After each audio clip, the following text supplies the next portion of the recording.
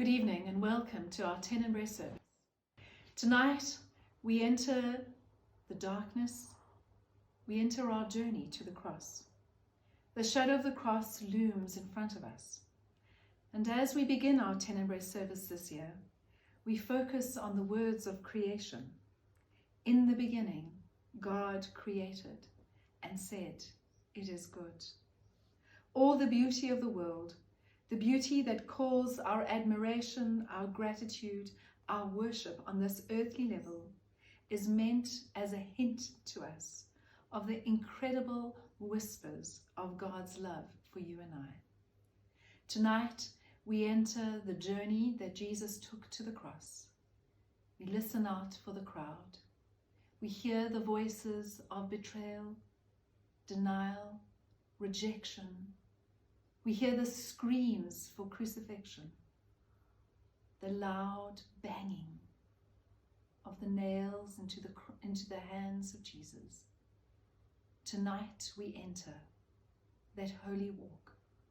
For you and for me, as we begin this journey, we light candles, 7 candles if you have them, symbolic of the different stations that Jesus will meet. And then we extinguish them, one at a time. Won't you join me now in an extended time of worship as we prepare ourselves for the walk and the journey to the cross. He became a sin who knew no sin, that we might become his righteousness. He humbled himself, carried the cross. Love so amazing,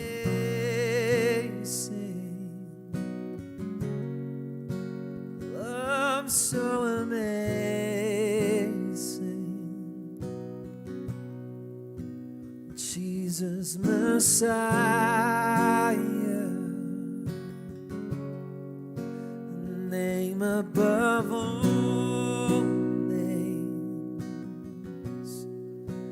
blessed Redeemer,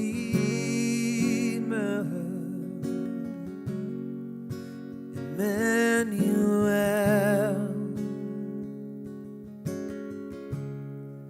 the rescue for sinners, the ransom from heaven,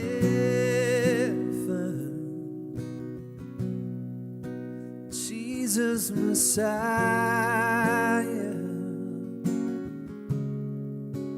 Lord of all.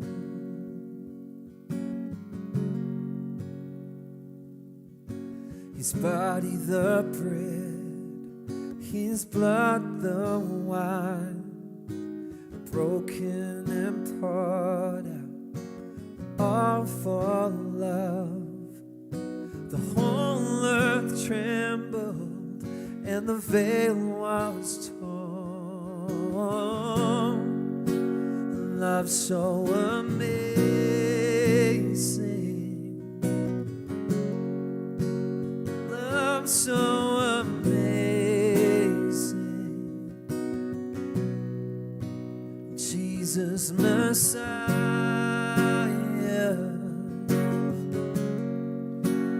name above all names, blessed Redeemer, Emmanuel, the rescue for sinners, the ransom from heaven,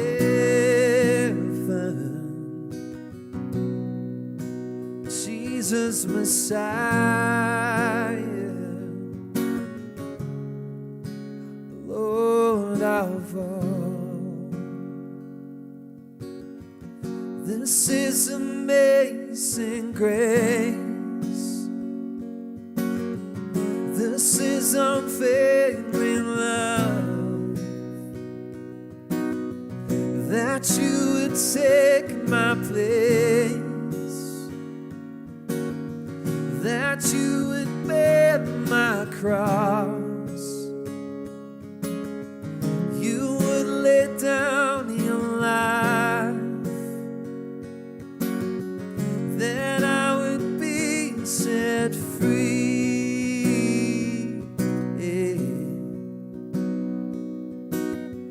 Jesus, I sing for all that you've done for me.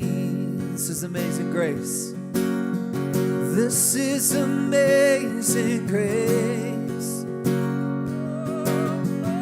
This is unfailing love.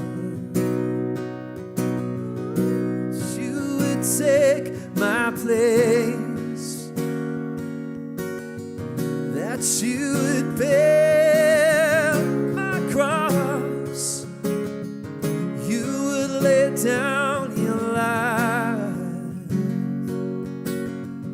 that I would be set free. Jesus, I sing for all that you've done for me. Worthy is the Lamb. Worthy is the Lamb who was slain. Worthy is the King who conquered the grave. Worthy is the Lamb who was slain. Worthy is the King who conquered the grave. Worthy is the Lamb who was slain. Worthy is the King who conquered the grave. Worthy is the Lamb who was slain. Worthy, worthy, worthy. This is amazing grace. This is unfailing love, that you would take my place, that you would bear my cross. Oh, and you would lay down your life, that I would be set free. Oh, Jesus, I sing for all that you've done for me.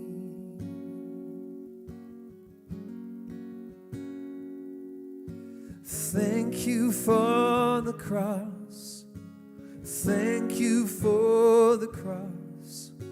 Thank you for the cross, my friend. Thank you for the cross.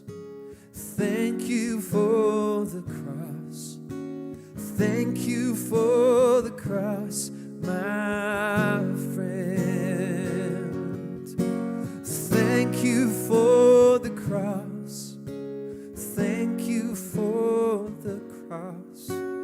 Thank you for the cross, my friend. One more time. Thank you for the cross. Thank you for the cross. Thank you for the cross, my friend. Sing, Jesus paid it all.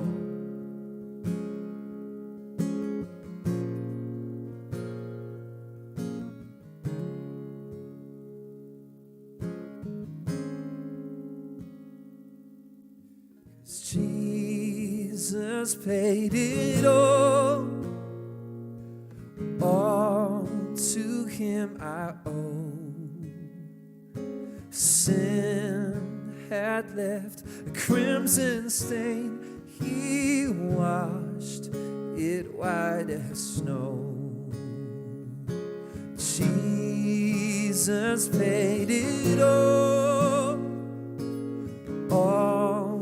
to him I owe. Sin had left a crimson stain, He washed it white as snow. Oh, praise the one.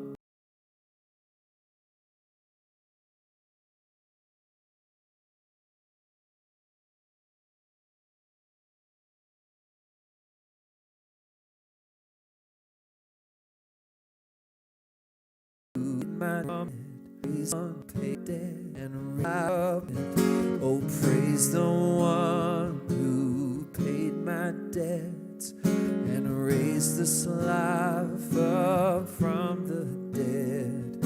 Oh, praise the one who paid my debt and raised us alive up from the dead. Jesus paid it all to him I owe. Sin had left a crimson stain. He washed. The shadow of betrayal, Matthew 26, verse 17 to 25.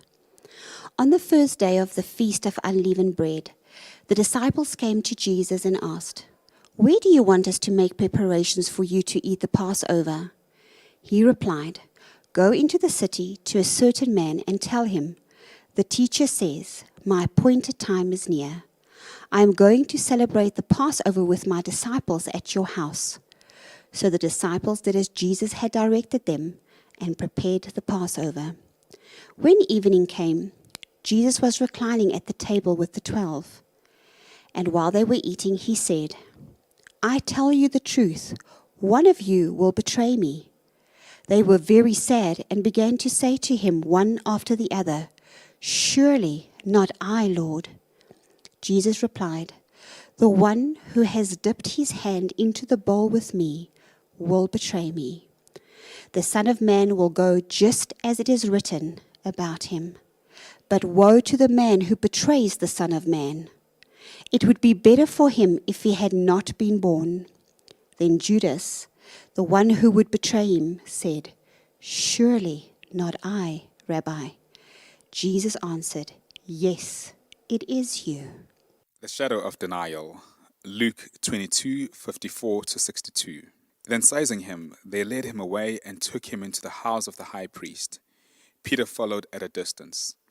But when they had kindled a fire in the middle of the courtyard and had sat down together, Peter sat down with them. A servant girl saw him seated there in the firelight. She looked closely at him and said, "This man was with him," but he denied it. "Woman, I don't know him," he said. A little later, someone else saw him and said, "You also are one of them." "Man, I am not," Peter replied. About an hour later, another asserted, "Certainly this fellow was, for he is a Galilean." Peter replied, "Man, I don't know what you're talking about." Just as he was speaking, the cock crowed. The Lord turned and looked straight at Peter. Then Peter remembered the word the Lord had spoken to him. "Before the cock crows today, you will disown me 3 times."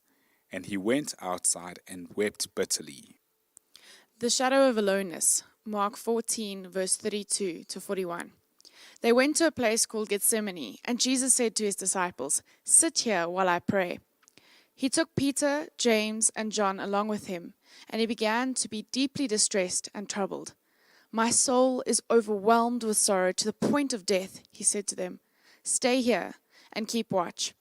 Going a little farther, he fell to the ground and prayed that if possible the hour might pass from him. "Abba, Father," he said, "everything is possible for you. Take this cup from me, yet not what I will, but you will." Then he returned to his disciples and found them sleeping. "Simon," he said to Peter, "are you asleep? Could you not keep watch for 1 hour? Watch and pray so that you will not fall into temptation. The spirit is willing, but the body is weak." Once more, he went away and prayed the same thing. When he came back, he again found them sleeping because their eyes were heavy. They did not know what to say to him. Returning a third time, he said to them, "Are you still sleeping and resting? Enough! The hour has come. Look, the Son of Man is betrayed into the hands of sinners." The shadow of accusation. Very early in the morning, the chief priests with the elders, the teachers of the law, and the whole Sanhedrin reached a decision. They bound Jesus, led him away, and turned him over to Pilate. "Are you the king of the Jews?" asked Pilate. "Yes, it is as you say," Jesus replied. The chief priests accused him of many things. So again, Pilate asked him, "Aren't you going to answer? See how many things they are accusing you of." But Jesus still made no reply, and Pilate was amazed. Now it was the custom at the feast to release a prisoner whom the people requested. A man called Barabbas was in prison with the insurrectionists who had committed murder in the uprising. The crowd came up and asked Pilate to do for them what he usually did. "Do you want me to release to you the king of the Jews?" asked Pilate, knowing it was out of envy that the chief priests had handed Jesus over to him. But the chief priests stirred up the crowd to have Pilate release Barabbas instead. "What shall I do then with the one you call the king of the Jews?" Pilate asked them. "Crucify him," they shouted. "Why? What crime has he committed?" asked Pilate. But they still shouted all the louder, "Crucify him." Wanting to satisfy the crowd, Pilate released Barabbas to them. He had Jesus flogged and handed him over to be crucified. The shadow of suffering. Mark 15, verse 16 to 20. The soldiers led Jesus away into the Paris, that is, the Praetorium, and called together the whole company of soldiers. They put a purple robe on him, then twisted together a crown of thorns and set it on him. And they began to call out to him, "Hail, the King of the Jews!" Again and again they struck him on his head with a staff and spat on him. Falling on their knees, they paid homage to him. And when they had mocked him, they took off the purple robe and put his own clothes on him. Then they led him out to crucify him. The shadow of the crucifixion, Matthew 27, verse 31 to 43. After they had mocked him, they took off the robe and put his own clothes on him. Then they led him away to crucify him. As they were going out, they met a man from Cyrene named Simon, and they forced him to carry the cross.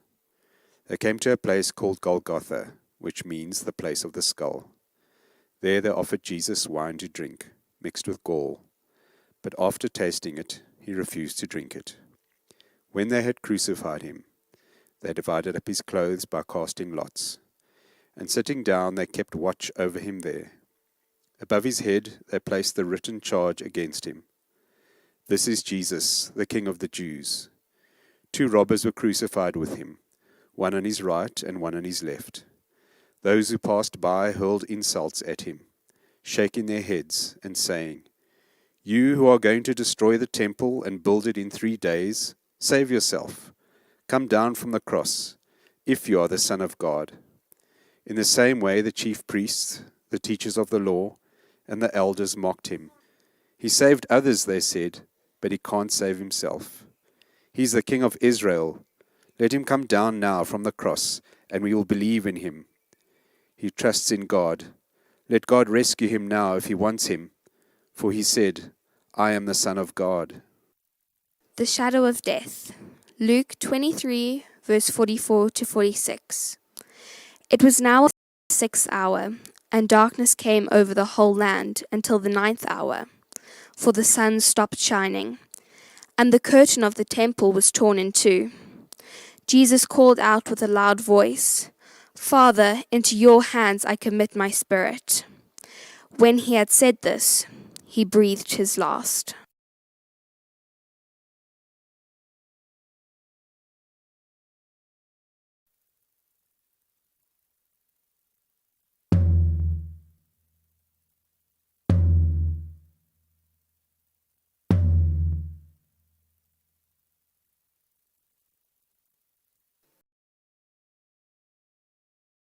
Revelation 5, verses 6 to 12.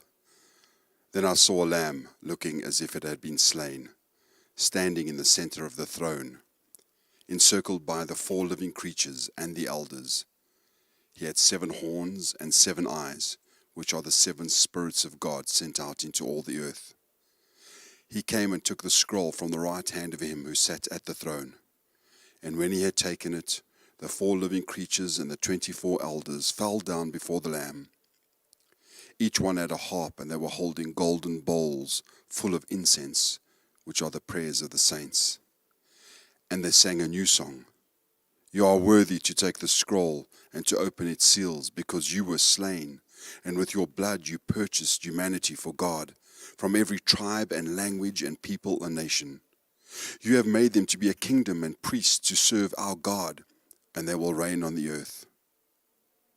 Then I looked and heard the voice of many angels, numbering thousands upon thousands and 10,000 times 10,000. They encircled the throne and the living creatures and the elders, and in a loud voice they sang, Worthy is the Lamb who was slain to receive power and wealth and wisdom and strength and honor and glory and praise.